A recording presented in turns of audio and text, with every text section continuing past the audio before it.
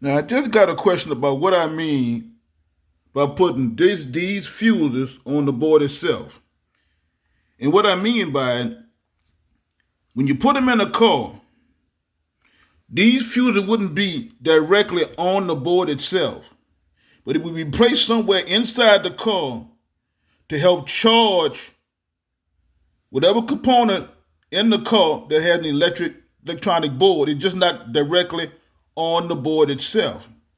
So what I'm trying to say, if you want the board where you don't have to plug the board in, you could do it the way they would do it in a car. But the only difference is you would have to have the fuse on the board because you want the thing to have where you want it where you don't have to plug it in. That's the point I'm making about using the fuses. Since the fuses work in a car, they're just not directly connected to the electronic board, but they help work the board itself inside the car.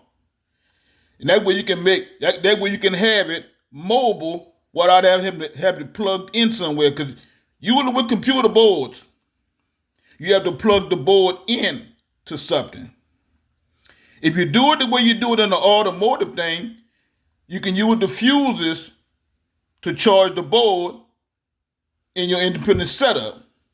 That's what I say when I put the reference to fuses.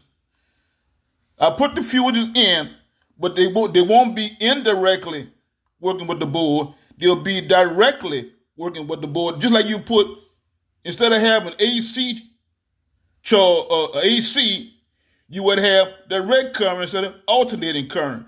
The only thing I'm saying, if you can put the fuses on the board itself, you would have a direct current. And it will help charge the board without the board actually being plugged into something like the way you would do in the car. Because in the car, you wouldn't have necessarily have it plugged in because it would be able to be mobile. So I hope this gives a little bit better explanation of what I mean when I say infusion when I reference the board from the brain.